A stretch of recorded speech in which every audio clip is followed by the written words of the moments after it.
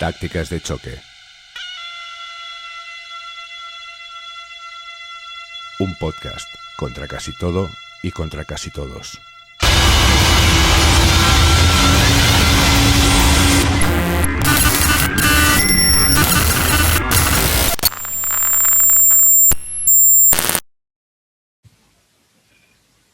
Hola, bienvenidos, bienvenidas a una nueva edición de Vida Extra. Ya sabéis, esta serie de entrevistas que funcionan en tanto complementos o ampliaciones de los contenidos abordados previamente en los podcasts de Tácticas de Choque, que tenéis disponibles en tácticasdechoque.com.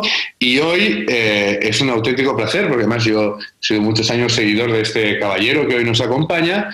Tenemos con nosotros a Eloy Fernández Porta, escritor, ensayista, docente, autor de libros estupendos que recomiendo a todo el mundo, como After Pop o Homo Sampler, y flamante también autor de Las aventuras de Genitalia y Normativa, que acaba de publicar la editorial Anagrama, que todavía no he tenido ocasión de leer, pero que, por lo que he visto por ahí, lo que he hablado hace unos minutos con Eloy, encaja perfectamente, enlaza perfectamente con el podcast que hicimos sobre Arca, sobre lo queer, sobre la transgresión, y que, insisto, tenéis disponible en tácticasdechoque.com.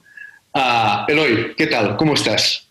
Pues encantado, Uriol, de estar aquí en inmejorable compañía a esta hora de la mañana. Normalmente no tengo ocasión de tener conversaciones tan chulas y tan interesantes cuando aún no son las 10 de la mañana. Así que muy agradecido y un honor estar en Tácticas de Choque. Bueno, sí, hoy se desayuna fuerte. Exacto. Entonces, vamos a empezar, si te parece. Una de las cuestiones que se abordaba en este podcast sobre Arca, digamos que el pretexto era Kick Eye, el último álbum de Arca, que me parece un disco extraordinario y muy interesante, sobre todo en relación al posicionamiento del artista, ¿no? De Alejandra, este artista trans o queer, ¿no? Afincado de origen venezolano y actualmente afincado en Barcelona. Y una de las cuestiones que se planteaban era sobre la posibilidad o no de una normalización de lo queer, ¿no? Entonces, para empezar, me gustaría que nos contaras un poco cómo tú planteas el concepto de normalización, en tanto normativización, en tu último libro, que sé que es el eje central del texto. Sí. Pues gracias por la pregunta. Te diría que yo la normalización la planteo a partir de dos conceptos que son la inversión y la convulsión. Inversión, ¿por qué? ¿De qué? Todos estamos acostumbrados a pensar que las normativas las crean los poderes fácticos, alguien que está por encima, que se transmiten en vertical, y que los ciudadanos no somos otra cosa que sujetos a quienes se les han impuesto. También nos pensamos, todos y cada uno de nosotros, como excepciones, como individuos que rompen la regla y decimos que nos disgustan las normas. Sostengo que esas dos ideas son falsas o por lo menos inexactas. Creo que en los procesos de normalización intervenimos, de hecho, todos y cada uno de nosotros por medio de actos físicos y verbales de designación, de nominación, de decir no hagas esto, no estoy de acuerdo con tu comportamiento, etcétera. Y esto se ha hecho especialmente presente en una época como la nuestra, que es una época obsesionada por las relaciones personales, hasta el punto de que considera que el vínculo personal es bueno de por sí, vínculo afectivo, amoroso, sexual, etcétera, vínculo coleccionado, consignado en una nómina de vínculos, en las redes sociales, etcétera. En ese sentido, yo digo que somos relacionalistas, o sea, que creemos en la relación personal, como nuestros antecesores hayan creído en dioses, y ser relacionalista siempre implica observar, vigilar, escrutar el comportamiento ajeno, incluido el comportamiento privado, para opinar sobre él, para regularlo y para disciplinarlo. Todas estas cosas habitualmente habían sido una prerrogativa de los que mandan.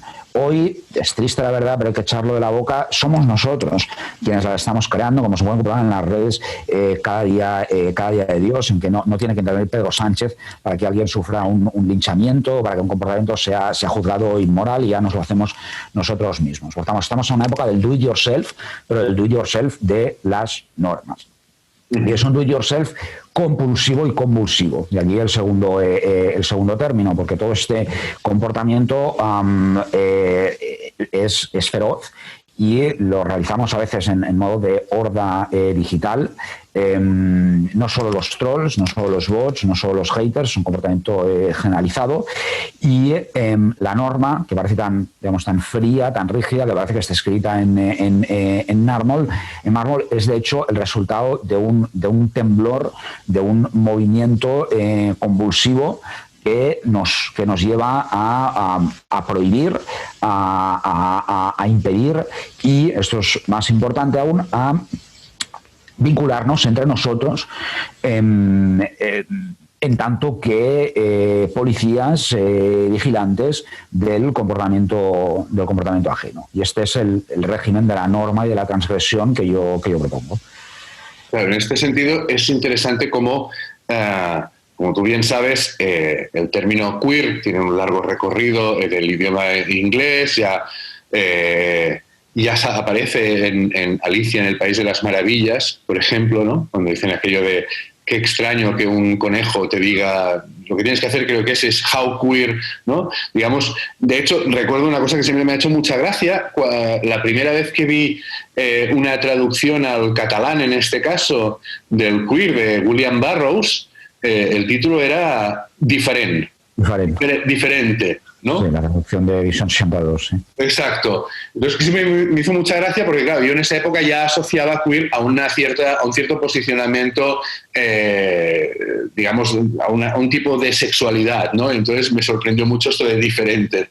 Pero, de hecho, lo queer en tanto etiqueta nace como un intento justamente de romper la normativa, ¿no? Es un desvío, digamos, que se da a principios de los 80 en el seno de la comunidad LGTBI, sobre todo en Estados Unidos, todos aquellos y aquellas personas que no se sienten o no quieren sentirse representados por esta etiqueta, ¿no? Por esta normativización que es LGTBI, ¿no? No encajan en lesbian, gay, trans, bisexual, etcétera, etcétera, ¿no?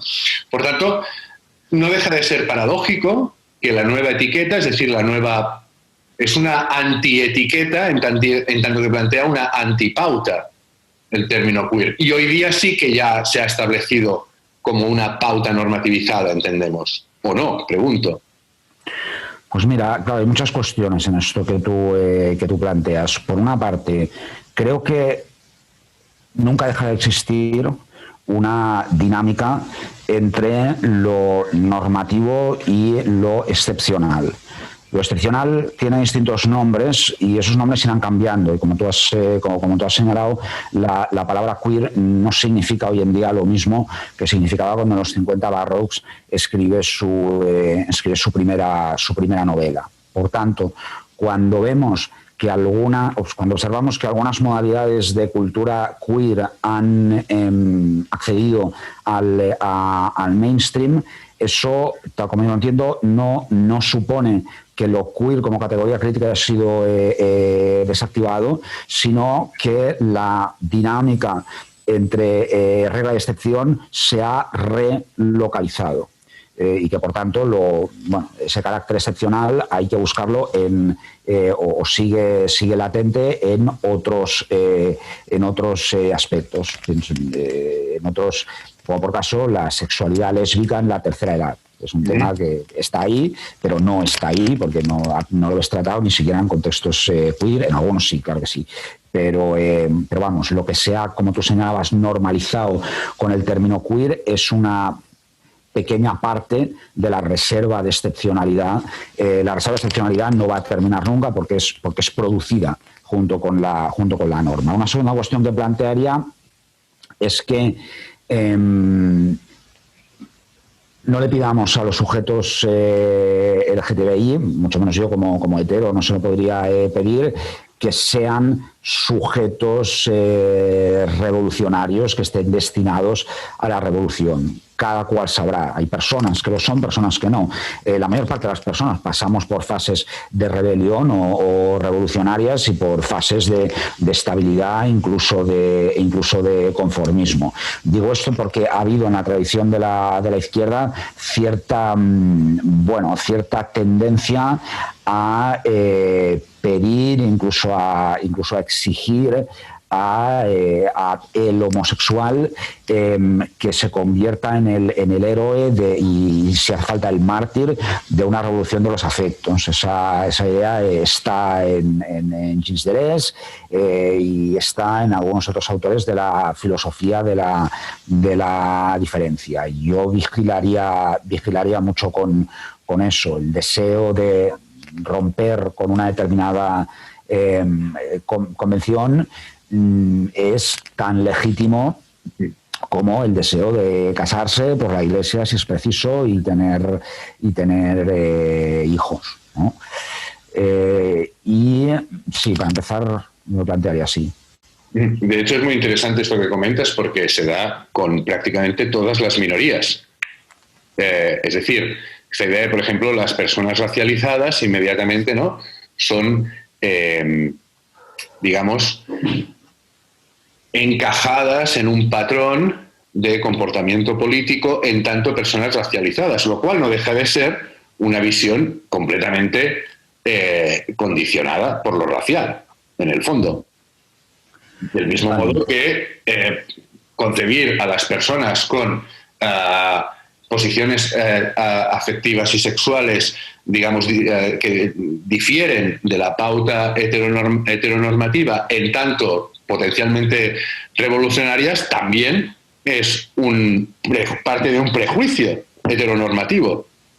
Totalmente. Aquí podemos hacer un poco de parodia y decir que hay normalmente una otra compulsión en que una mayoría blanca heteronormativa les exige a las minorías que hagan la revolución que ellos mismos no son capaces de hacer o no somos capaces de hacer. Eso en la Primera Guerra Mundial se llamaba ser el Capitán Araña, que era cuando estaban en las trincheras a punto de salir al combate, a punto de salir a que los masacraran, pues siempre había un capitán que decía adelante, adelante, todos fuera, y se quedaba en la trinchera mientras los demás salían. Por tanto, sí, mucho cuidado con los capitanes araña. Yo recuerdo haber hablado de este asunto, de la parte racial del asunto que comentas, en alguna ocasión con Tania Adam. Y sí, realmente yo trato de ponerme en el lugar de un activista que trabaje como ella, y la verdad tiene que ser un santo latazo ver todo el día esa designación como sujeto revolucionario, que puede no ser sino una forma inversa del racismo. Es decir, antes tú eres distinto porque tienes otra raza y por tanto tienes atribuciones diferentes de las mías, y ahora tú eres más revolucionario que yo porque tienes otra raza, ergo de otra raza, ergo te toca, por ejemplo, que tu cultura sea la cultura de tu raza tal como yo, el culo blanquito, me la imagino. Lo mismo ocurre cuando damos por sentado que a las personas que proceden de barrios trabajadores les tiene que gustar necesariamente el punk o el trap, o el trap o tal. Pues mira, no, si tú que sabes mucho de música sabes que no funciona así la cosa, que los gustos y consumos musicales son mucho más transversales. Uh-huh. Esto había en una conferencia, no recuerdo exactamente la frase, y claro, no quiero decir ninguna tontería, pero sí que recuerdo que Zizek hacía un comentario muy divertido a propósito de esto. Mencionaba, ¿no?, que él tenía un amigo, creo que era un amigo árabe, y su amigo árabe le decía: estoy hasta las pelotas porque yo quiero tener el derecho a ser malo, a ser un chorizo. Claro, claro. Porque se supone que en tanto árabe yo soy un ser de luz, ¿no?, que en tanto árabe inmigrado, ¿no?, soy una persona que tiene que cumplir una serie de pautas que son la expectativa, ¿no?, de la política blanca, heterosexual, etcétera, etcétera, ¿no? Decía: no, yo quiero ser un mangui si quiero. O sea, tengo el derecho a ser un mangui, igual que un blanco tiene el derecho a ser un mangui. Ya lo creo. Y parece ser que es un derecho por el que hay que luchar, como tantos otros. Y fíjate que casualmente la primera vez en mi vida que vi yo hablar en público a Zizek, dar una conferencia en el año 98 en Harvard, vivía yo por aquel entonces en Boston,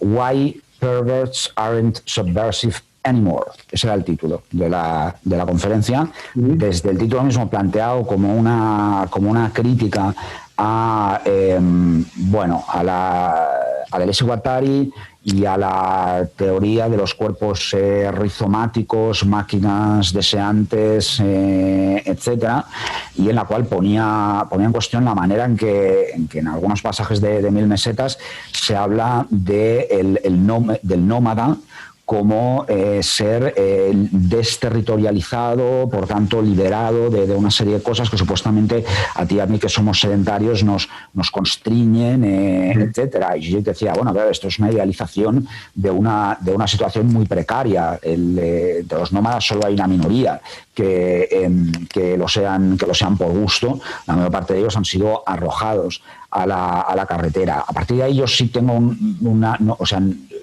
dicho eso, no comparto del todo la idea del fin de la perversión.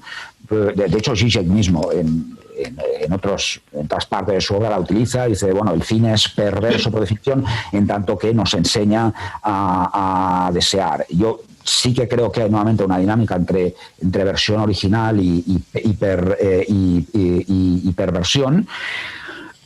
Creo que esa dinámica va a ser inevitablemente apropiada por el mercado. Ahora bien, creo que esa es una de las muchas cosas que pueden ocurrir con las excepcionalidades, ya sea que hablemos de subculturas, de alteridades de la sexualidad, identidades alternativas, etcétera. Se abren un montón de caminos y hay uno que lleva a Disney, a Netflix, lleva la comercialización en su forma más banal, denunciada por Adorno. Pero constato que serán muchos otros procesos. Constato, y tú como experto que eres en música lo sabes, que hay muchas bandas que empiezan como un producto de mercado prefabricado y que terminan como una banda de autor. Me vienen a la cabeza grupos como Talk Talk o incluso Radio Futura, muchos otros que tú conoces. Ahí el proceso claramente se ha invertido, porque el producto manufacturado de pronto cobra vida y te hace unas canciones que el productor le echa patadas del estudio. También se dan situaciones ambivalentes entre la generalización y la minoría. Y también se da, lo hablábamos antes, nunca hay que perder de vista que los que antes de pasar al mainstream, los sujetos subculturales siempre han estado sometidos a una fuerte presión en el gueto, en el microcontexto en el que su obra era comprendida, porque los movimientos subculturales tienen una forma de organización que en algunos casos puede ser muy sana y que en otros puede parecer un poco sectaria, y que en algunos otros directamente es una secta y una competición a ver quién es el más auténtico, a ver quién es la verdadera izquierda o a ver quién es el verdadero queer dentro de los queers, que los otros solo son de postal. Y bueno, y muchas veces, esto uno lo ve leyendo entrevistas y testimonios de personas que han pasado por esa experiencia, pues mira tú por dónde en el mainstream han encontrado una aceptación o unos modos de trato más laxos y menos impositivos de los que había encontrado en la sacrosanta iglesia de los diferentes. Esto es un poco lo que hablaba Bourdieu, ¿no? Sobre las jerarquías del poder dentro de los campos simbólicos. Es decir, ¿no? Por ejemplo, en el caso de las subculturas, ¿no? El capital, que en este caso es simbólico, obviamente, también se articula a imagen y semejanza del capital económico o de cualquier otra estructura de poder mainstream, es decir, de arriba hacia abajo y con una serie de valores, ¿no? Que cuantos más de estos valores acumulas, más alto estás en esta jerarquía de poder, ¿no? Que si eres el más punky de los punkis o el más queer de los queers, como tú bien decías, ¿no? Lo cual es una de las cosas que a mí siempre me fascinan, me chocan y a veces me repelen, ¿no? de las subculturas, en tanto reflejos escalados de supraestructuras completamente asentadas, ¿no? Y muy fieles en tanto reflejos, porque finalmente el funcionamiento es exactamente el mismo, solo que con otros valores simbólicos, ¿no? Pero incluso las estructuras económicas dentro de las subculturas son reflejos ligeramente alterados de los modelos económicos globales, lo cual es sumamente y además pagando mal. Y además pagando mal, exacto, no, o peor de todo, pidiéndote que lo hagas por la causa. Claro. Por amor al arte, ¿no? Que es algo también que por lo que hemos pasado todos y todas en varias ocasiones y todavía estamos en ello.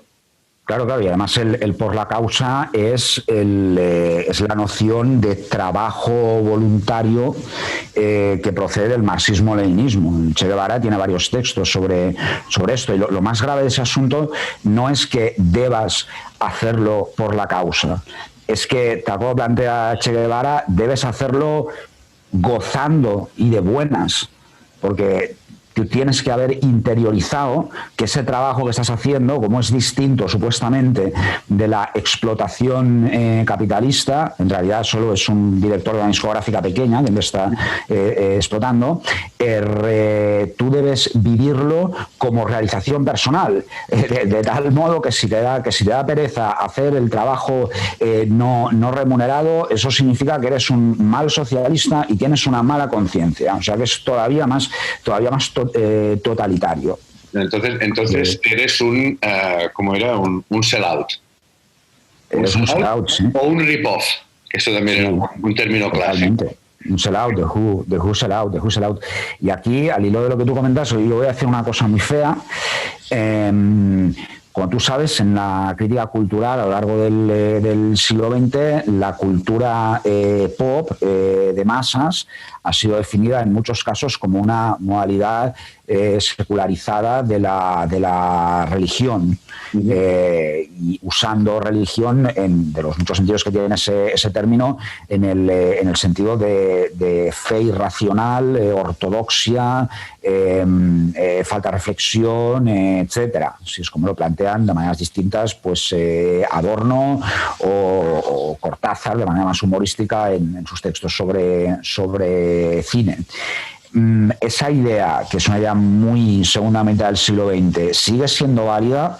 Pues yo aquí voy a decir que en algunos aspectos sí, pero que si nos detenemos a mirar ese escalamiento que tú señalabas, observamos con frecuencia que en los movimientos subculturales se consigna un espíritu más religioso, más creyente, que en el mainstream, que también tiene bastante de creencia y de admiración fervorosa y de misa laica, pero con frecuencia se ve más laico. Y esta es otra explicación de por qué algunas personas que proceden de los espacios acceden al mainstream. De hecho, ahora estaba pensando, esto en cierto modo, yo creo que en cierto modo esto se está acabando dentro del ámbito subcultural, y me refiero no a las subculturas antiguas, léase las subculturas del siglo XX, sino en las subculturas del siglo XXI. De momento, el trap, digamos, para mí sería la primera gran subcultura plenamente siglo XXI y como tal, con una serie de singularidades que la distinguen de las del pasado siglo, ¿no? Claro, la subcultura es una de los dogmas de fe, digamos, ¿no? De los fundamentos de su fe, desde esta lectura religiosa, ¿no? Que tú propones y que ciertamente es muy extendida, siempre plantean, digamos, una posibilidad de realidad alternativa, ¿no? Una construcción distinta a la mainstream, llamémosla así, ¿no? O de masas, la cual necesita de una militancia, digamos, como mínimo, de una fe, ¿no? Sí, para poder mantenerla como tal. No obstante, yo creo que, sobre todo a partir del punk, y con el trap me parece especialmente notable el fenómeno, creo que hay una pérdida de fe en esta posibilidad de una alternativa, y de hecho es algo que imbuye todo el pensamiento del siglo XXI, tanto juvenil como no juvenil, ¿no? El famoso TINA, el There is no alternative, ¿no? Entonces ya se adoptan unas posiciones de un cierto cinismo que chocan, ¿no? con el candor, digamos, de la fe desatada, digamos, ¿no? Alejada de cualquier mirada impregnada de cinismo, ¿no? Entonces, claro, el trap es muy, por ejemplo, por decir el trap, como ya apuntan en cierto modo el punk, y ahí es el único lugar donde yo puedo entender una cierta conexión entre lo uno y lo otro. Yo sé que Ernesto Castro sostiene esta idea de que el trap es el nuevo punk. Yo difiero en muchas cosas, pero sí que en ese sentido de mirada cínica o de mirada realista o de conciencia plena de que no hay posibilidad de articular una alternativa, y que si la articulas siempre será un espacio simbólico que nunca trascenderá, sí, que nunca se imbricará en lo material, ¿no? En el plano de lo real, de lo material, el real sigue siendo. Creo que ahí se ha roto, ¿no? Esta idea de fe, y en cierta manera me da la sensación, y ahora intento hacer un malabarismo conceptual que seguramente me saldrá mal, veo ciertas similitudes, por ejemplo, no quisiera hablar de subculturas cuando hablamos de alteridades, de grupos distintos en el ámbito psicoafectivo y sexual, ¿no? Pero algo así está sucediendo, ¿no? De ahí estos debates encendidos dentro de los mismos grupos, ¿no? Por ejemplo, en el ámbito LGTBI, queer, etcétera, etcétera. Estas discusiones internas que denotan una pérdida de fe en un proyecto colectivo único y muy conciso. Claro, ahí Uriol, en efecto hay un gran tema, y la música, que es fenomenal, nos permite entender cómo funciona mejor que otros campos, creo yo. Tenemos por una parte la esperanza, la ilusión, y por otra el desencanto, y siempre estamos en ese péndulo, probablemente desde la Revolución Francesa. La Revolución Francesa y sus consecuencias, me refiero. ¿Quién está en el lado de la esperanza? Bueno, pues bandas autodenominadas políticas, bandas que con frecuencia, como tú sabes, tienen una concepción de la política muy centrada en las letras, una concepción lírico-céntrica, según la cual lo más importante de la canción es un texto, cosa con la que yo no estoy de acuerdo. Lo puede ser en algún momento, pero no tiene por qué ser más importante la voz que la línea de bajo, al menos no lo es a priori. Bandas que, ya sea que procedan pues más de la canción protesta, del rock, del punk, o de las derivaciones del hardcore punk como vertiente más ya sabes, políticamente consciente del movimiento, pues se presentan como la banda sonora de un cambio social. Y en muchos casos acaban siendo la banda sonora de las asociaciones y movimientos políticos de sus respectivos países. No creo que esto deje de existir. Diría que, aunque el trap ha tenido más pegada que los grupos políticos, al menos últimamente, bueno, sigue habiendo una parte de la cultura popular en varias generaciones que los tiene muy presentes. Y en el otro lado del péndulo están los cínicos, los descreídos. Y aquí, de los muchos ejemplos que tú como yo podríamos poner, yo me voy a referir a una tradición española satírica, letras de humor, punk y post-punk. Nos podemos remitir a principios de los 80 a discos como A lo siniestro total de Cuando se come aquí, con sus canciones guasonas y satíricas sobre fuera las manos chinas del Vietnam socialista, o Ayatollah, no me toques la piola, donde se chotean de los grupos comprometidos, o en la década siguiente, en los 90, cuando los Planetas, que ya aparecen de entrada como grupo cínico, drogas, etcétera, sacan su tema Vuelve la canción protesta, y hasta llegar a grupos como GT Calor cantando UGT, peso, son palabras políticas, o el disco que acaban de sacar Pantocrator, un EP con cuatro canciones, que ese es el diseño de cubierta, otro hace mofa y befa del rock comprometido. Creo que estas, de algún modo, es, claro, la retórica revolucionaria encendida de las bandas comprometidas inevitablemente va a generar una parodia que será percibida por la verdadera izquierda como una desviación de la verdadera cosa, ¿no? Un día en Twitter, que no sé qué debate había, que hubo un señor que me dijo: no, esto que dices no está bien, Eloy, porque hay que ser eficiente. Y miro que ponía en su perfil y era un anarcocomunista el tío. Un anarcocomunista me dice: usted debe ser eficiente. ¿Qué eficiencia tienes tú, chaval? Y creo, a ver, por la manera en que lo he escrito, ya puedes suponer que a mí me suscitan más simpatía los grupos cínicos, y ahí sí, ahí incluiría no todas las bandas de trap, pero sí algunas, probablemente más.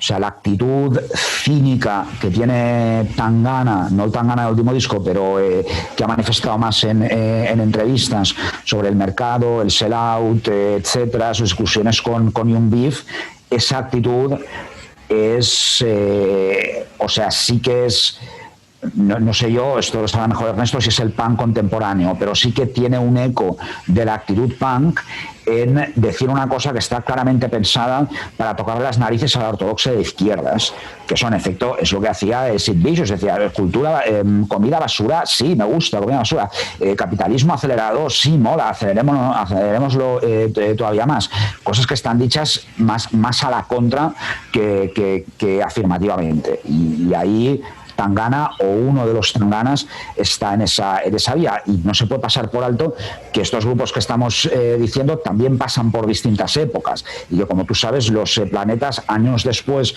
del Vuelve la canción protesta, desarrollar una línea bastante más politizada, sobre recientes, politizada a mi entender con muchos matices. Yo creo, por ejemplo, que La Nueva Normalidad no es una canción revolucionaria, es más bien una parodia hecha a media voz, estilo J, de una canción revolucionaria. Lo digo para señalar que esa dinámica entre la efusión y la desilusión se va a reproducir en muchos casos dentro de un mismo movimiento, como el trap, y dentro de la carrera de un grupo.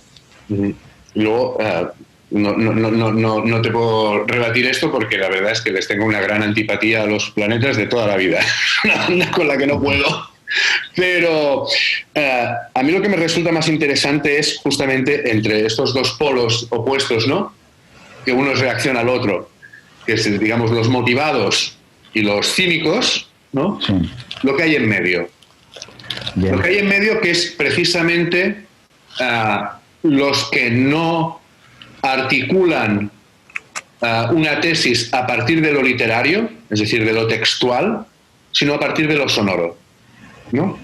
Es decir, entre Paco Ibáñez y Siniestro Total estarían Derribos Arias, por decir algo, ¿vale? Entiendo la idea, sí.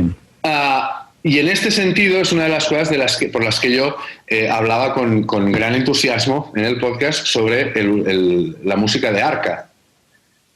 En tanto de construcción, en el término más derridiano, incluso del término de géneros como el reggaetón, etcétera, etcétera. Es decir, Arca yo creo que plantea una cuestión, no es el único o la única, hay muchos otros artistas, pero me parece uno de los más interesantes en tanto que plantea la posibilidad de un sonido queer. Es decir, un sonido que se fundamenta en el cambio perpetuo, abrupto, que impide la catalogación. No puedes decir esto es tal tipo de música o tal otro. Continuamente es un sonido líquido que se anula a sí mismo, por decirlo de algún modo, ¿no? Es una especie de caos perpetuo, caos muy bien organizado, la paradoja, ¿no? Y ahí es donde yo encuentro cosas súper interesantes. Un poco lo que fue, y yo sé que vas a entender la analogía que establezco, un poco lo que fue el post-punk en los primeros 80, en tanto la praxis real de ciertas ideas punk llevada al ámbito de lo sonoro y de lo textural. El punk finalmente eran letras más o menos rebotonas, pero la música era rock and roll del de toda la vida. Eran los Sonics puestos al día, más o menos, ¿no? Y los Stooges y MG5 y todas estas cosas, ¿no? Cosas como Public Image Limited o cosas como incluso Gang of Four, pese a que fueran todos los ortodoxos que tú quieras en lo político, sí que llevaron a lo sonoro, ¿no? Esta idea de transformación, ¿no? Esta idea de transformación, es decir, y esta idea de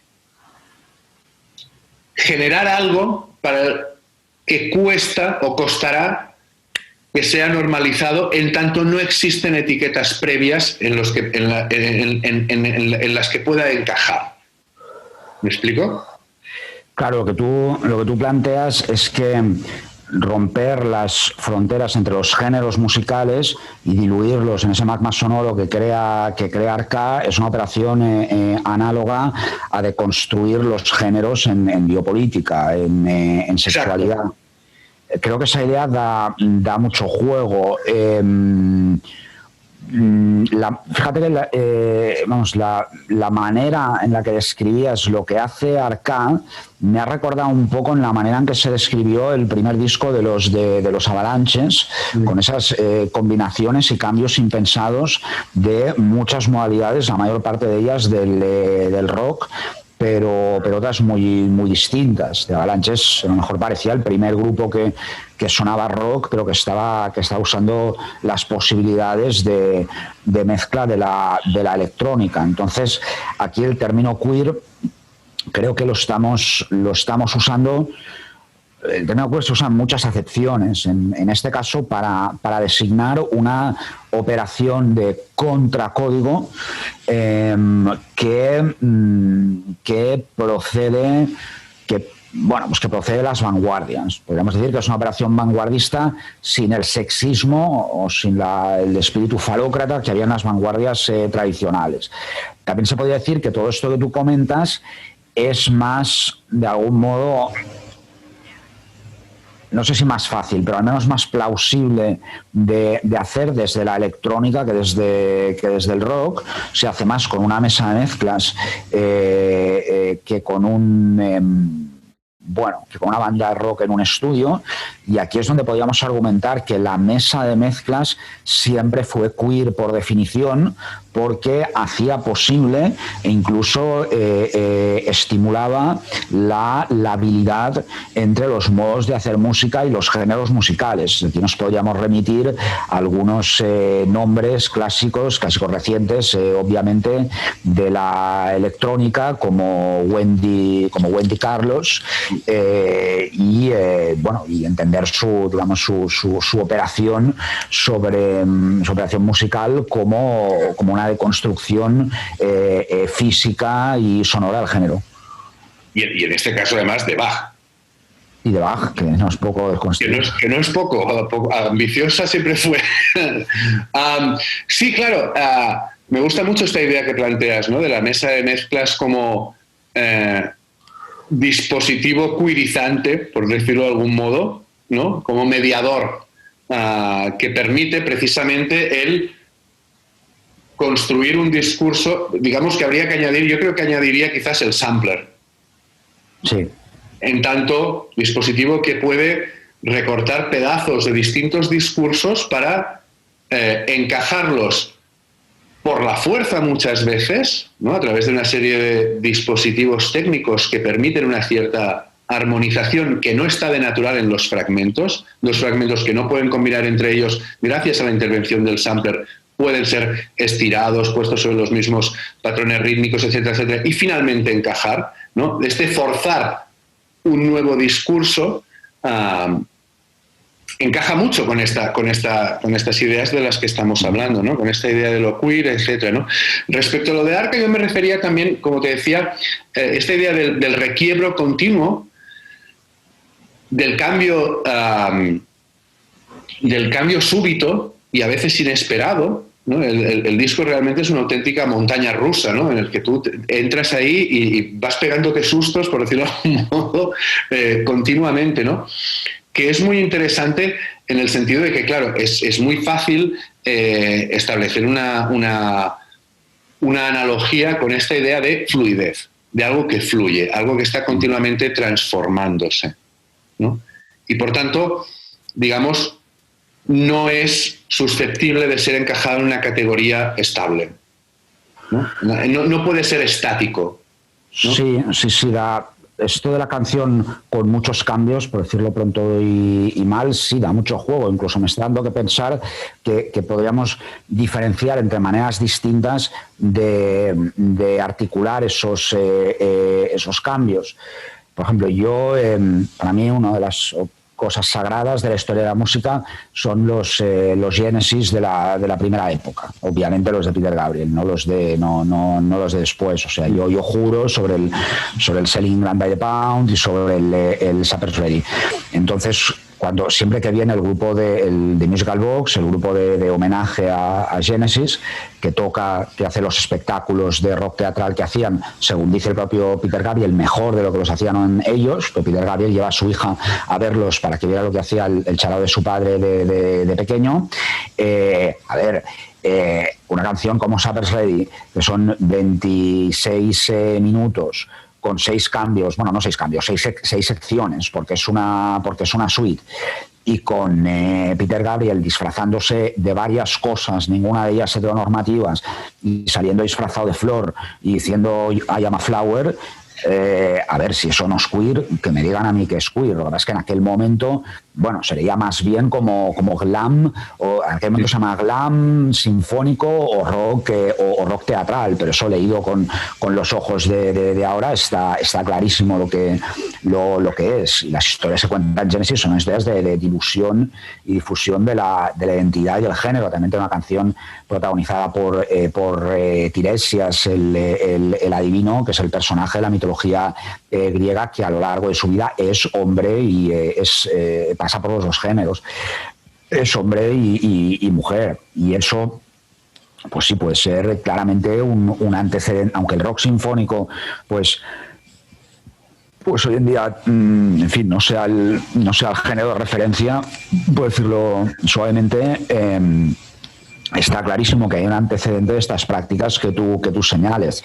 Luego hay otras modalidades de la canción con muchos cambios que son muy masculinas o hipermasculinas.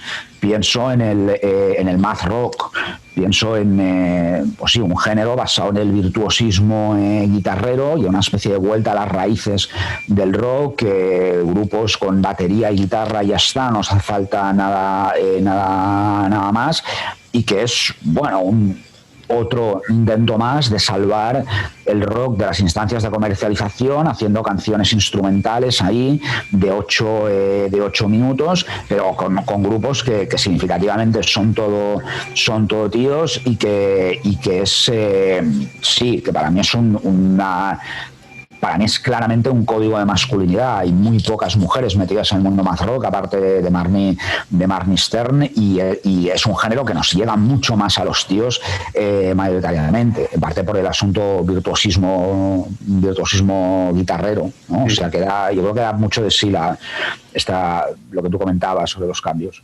Me han chivado que eres fan de Lightning Bolt. Te han chivado, cierto, confirmo, verídico. Los he visto son ciertos los rumores, ¿no? Entonces. Confirmo. Los he visto en directo con gran placer. Claro, el tema volviendo al tema de Arca, hay una cosa que me fascina mucho, y es que él mismo o ella misma también se transforma continuamente. En todos los videoclips, en todas las fotografías, adopta.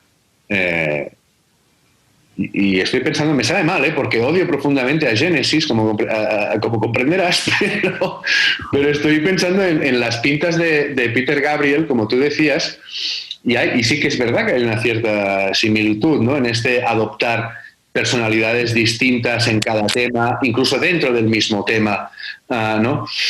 Y pienso en esto, ¿no?, en los clips, en las fotografías de Arca, donde además hace una cosa que a mí me interesa mucho, y es otro tema que quería introducir, que es el adoptar voluntariamente el rol de monstruo, de lo monstruoso, ¿no? Lo monstruoso en tanto aquello que desestabiliza, ¿no?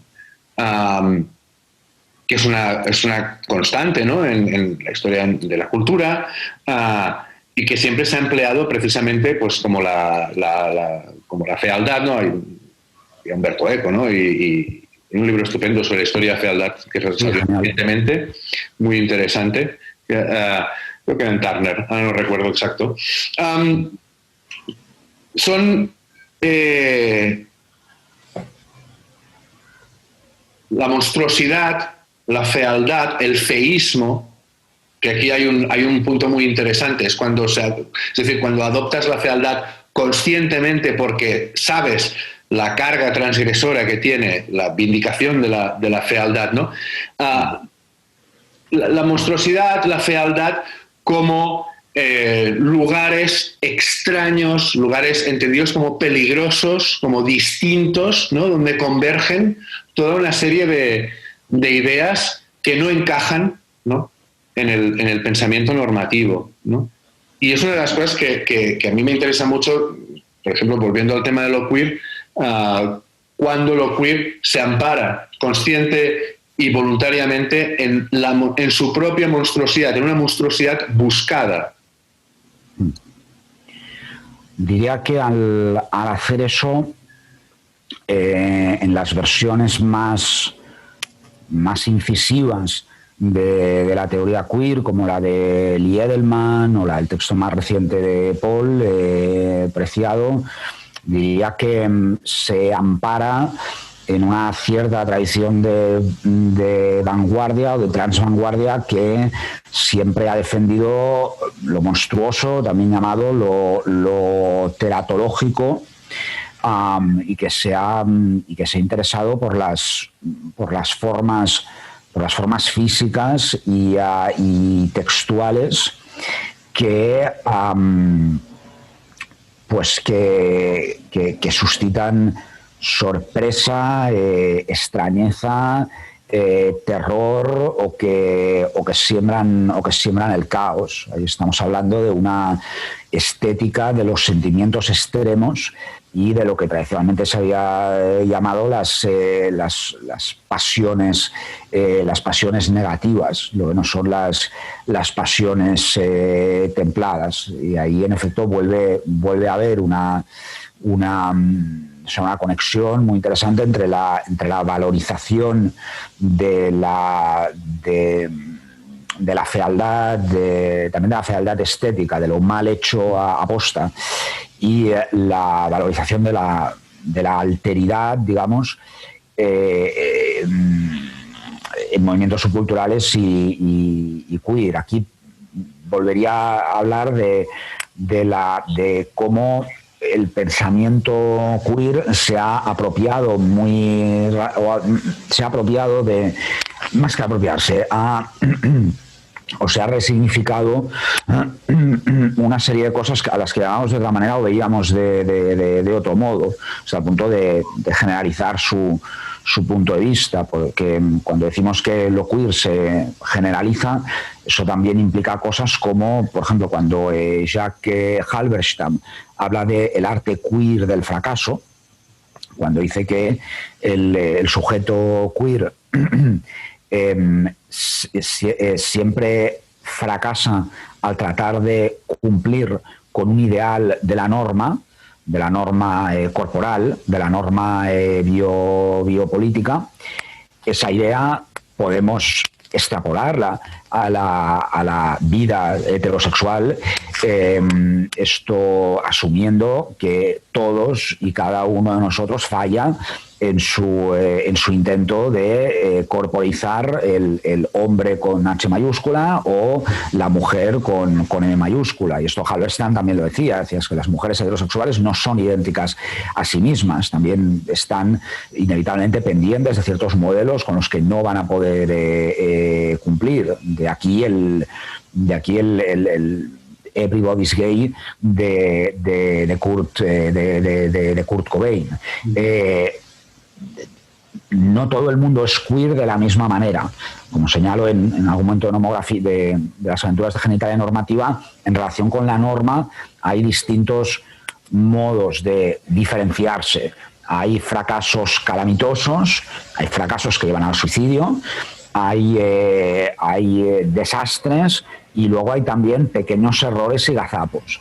Y es cierto que en general a los heteros pues se nos conceden o se nos toleran errores y gazapos asumibles, como el gazapo de Woody Allen, que no es un hombre con cal, pero que, bueno, cuela o logra que cuele, o como, ya que ha salido antes, o como el gazapo de Young Beef, que guapo no es. De hecho, según en la historia de la fealdad de Humberto Eco, podría ser perfectamente una foto de Young Beef. Lo que pasa es que es una figura de feo superfucker que en el contexto de la tradición rock funciona muy bien. Sí, totalmente. Bueno, sería un Gainsbourg, ¿eh? También. Algo así. Para ir acabando, porque sé que tienes un poquito de prisa, Eloy, en los últimos meses ha pasado una cosa que a mí me ha dejado muy pensativo, y me gustaría saber tu opinión respecto a esta convivencia de lo normativo y lo queer, ¿no? que caracteriza nuestro tiempo. ¿Qué papel puede jugar algo? Es decir, ¿qué potencia simbólica tiene el hecho de que Paul Preciado aparezca en los documentales sponsorizados por Gucci? Bueno, tiene potencia, en breve a favor. Creo que aquí hay que hacer algunas consideraciones sobre lo que es la moda antes de... Sí, es decir, la moda, la pasarela es el campo de batalla en el que se juega la identidad de los géneros, uno de los principales. Por eso le he dedicado un capítulo en mi libro, de hecho el que ha salido como adelanto en Babelia. Buena parte de las cosas, creo que todas las que estamos diciendo tú y yo, y algunas más, las tiene en mente, aunque sean otros términos o codificadas de otra manera, un diseñador como Palomo Spain, por supuestísimo, como David Delfín, que en paz descanse, pero también diseñadores más mainstream. La noción de que la ropa es un sistema de citas y que se puede y que por tanto puede transitar desde la diferencia sexual al estilo de desigual hasta el postgénero, el agénero, las identidades posthumanas, etcétera. Esto es algo que está en la cabeza de los diseñadores, pero diría que desde antes de la emergencia del pensamiento queer, desde luego está en la obra de Lee McQueen, de Alexander McQueen y de muchas otras personas que la han seguido. Y por tanto, cuando hablamos de moda, siendo que en la moda siempre hay dos digamos, dimensiones, hay una dimensión, sin la menor duda, normalizadora, de la que hablo en el libro, pero hay también una dimensión emancipadora. En este caso, pues, o sea, tenemos que fijarnos y valorar en sus posibilidades emancipadoras, la capacidad que tiene la ropa y el diseño para contribuir a crear subjetividades y emocionalidades de nuevo cuño. Por tanto, en el spot de Gucci que tú señalabas, yo veo un movimiento más dentro, uno bueno, en mi opinión, en el proceso en el tránsito de transformaciones que es la industria de la moda, que evidentemente no se reduce a eso. Yo en mi libro hablo bastante, como te comentaba ahora, de la empresa Desigual y de cómo Desigual crea un régimen de la diferencia sexual, del binarismo adecuado a nuestra época, usando algunos signos queer como señuelo o como simulacro, es decir, haciendo como que queeriza a los sujetos heterosexuales, y con eso sí que soy bastante crítico. Le dedico unas cuantas páginas. Lo de Gucci, Paul, no me ole.